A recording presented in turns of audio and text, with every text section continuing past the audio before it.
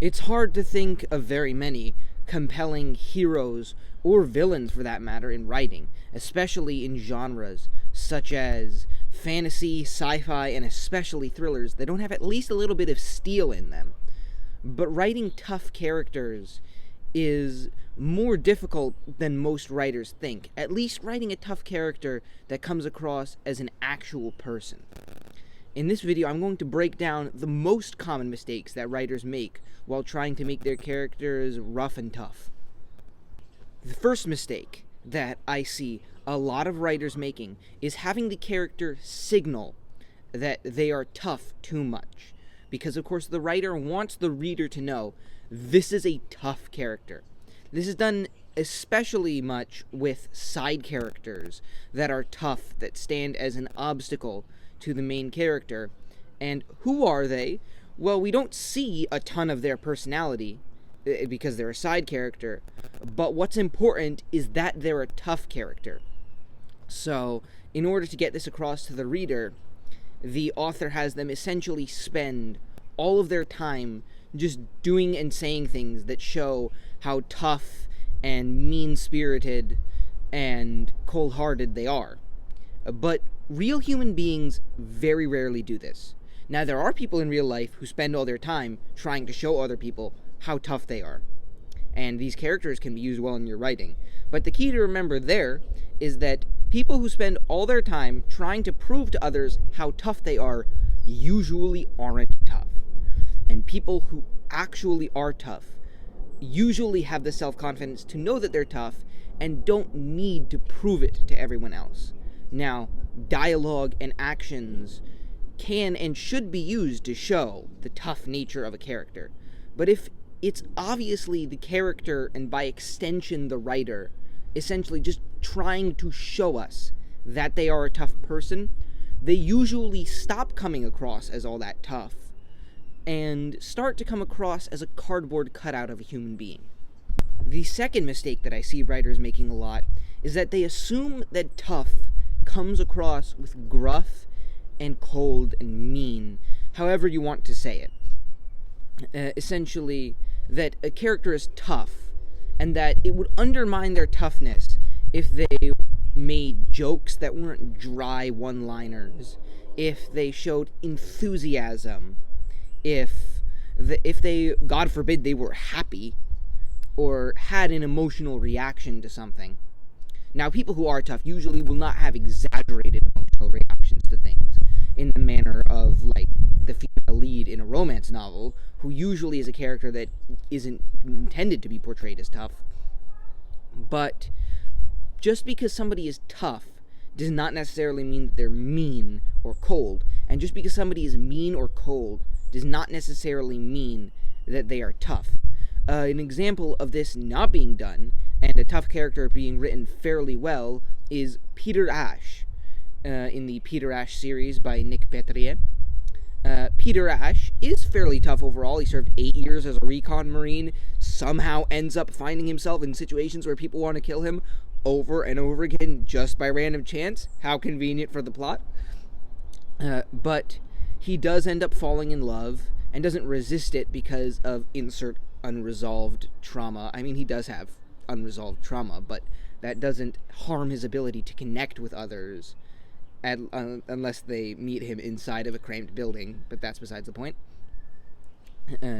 He makes jokes frequently, and while tough characters written by other people, written poorly, also make jokes, they're usually just dry one-liners. He's willing to be more enthusiastic, especially when he talks with his friend Lewis, and he comes across, as an effect of that, as more of a real human being. Because most tough people, if you think of tough people you've met in real life, usually they say more than 3 words a sentence. So don't go around assuming that it will undermine the toughness of the character to show them being enthusiastic about anything, because it won't.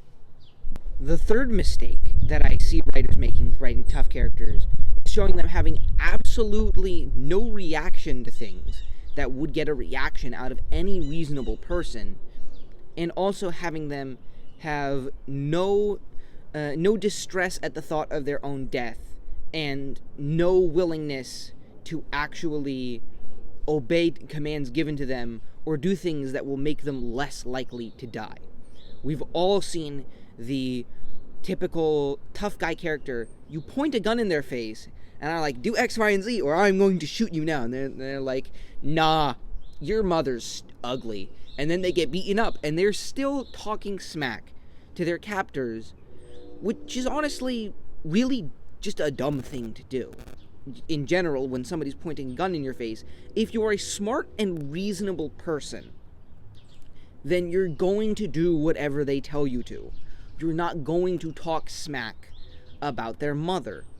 You're not going to spit in their face and act like a petulant child. And the vast majority of human beings, even tough ones, even tough people, will have some reaction to having a gun pointed in their face, even if it's happened to them a lot.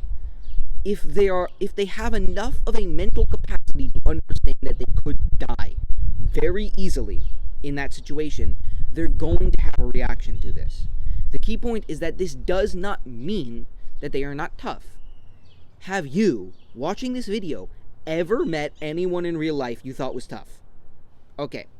Even ever saw anyone online you thought was tough? Okay, take that person. What do you think their physical, emotional reaction, behavioral reaction to having a gun pointed in their face would be? Probably they wouldn't sit there and be like, meh, this is like a regular Tuesday, bro. Go screw yourself, your mom's ugly. People don't do that. And this is just one of the many things that make tough characters come across as not actually being genuine human beings. The fourth mistake that I see writers making when writing tough characters is giving them an exaggeratedly tragic backstory. Now, people in real life who go through a lot will usually come out tough. It's true. People in real life who don't go through much of any hardship usually won't come out tough. This is how things work. And thus it does make sense that your tough characters will have gone through a good bit of struggle in their life.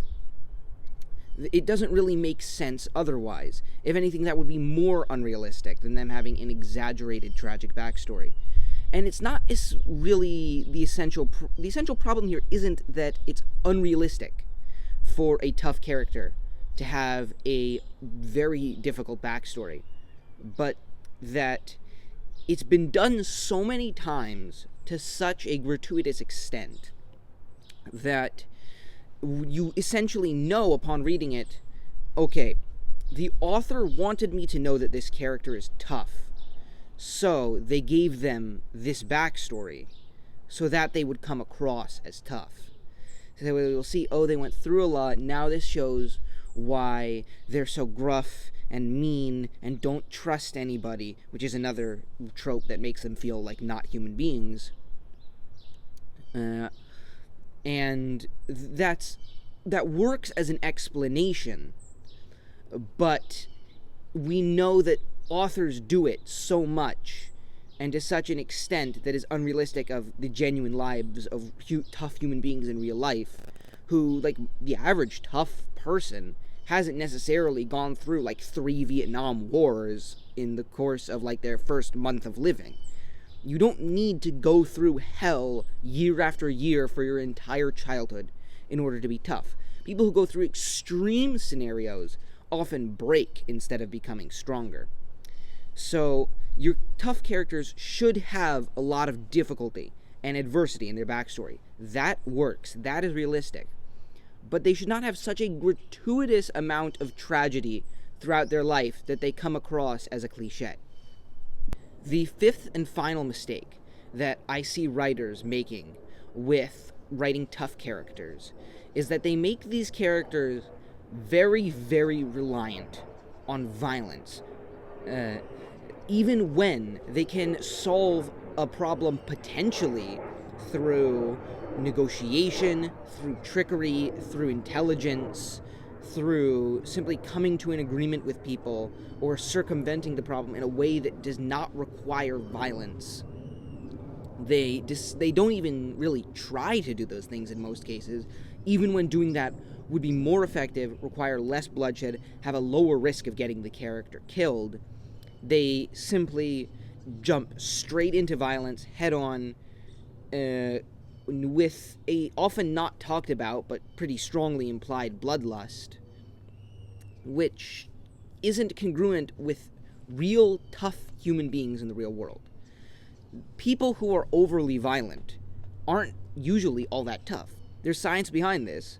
Men with higher testosterone, and I know this, like, yeah, people say there are tough women. Yes, but men with higher testosterone are usually tougher than men with lower testosterone. Men with higher testosterone are less likely to start fights. They're generally less violent.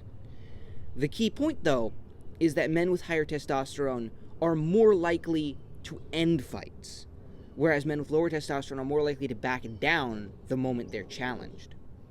So your tough character should be perfectly willing to end fights, usually win them when he does, if he's going to come across as tough to the reader. But tough and mature human beings in real life usually are able to recognize when violence is the only answer and when it actually is necessary, and in those cases they shouldn't be afraid to use it to get to their goals, but they should also be able to understand when violence either isn't a viable option or it is a viable option but there are better options. A character who is tough and just over-reliant on violence comes across as just in murder hobo axe-wielding caricature of a tough guy. Thank you for listening all the way to the end. I know the audio quality probably wasn't that good. I'm filming outside because the room I usually film in is taken at the moment by another member of my family. But if this helped you with writing your characters, please like, comment, and subscribe, and tell me below how this helped you create a tough character that actually feels a little bit like a real person.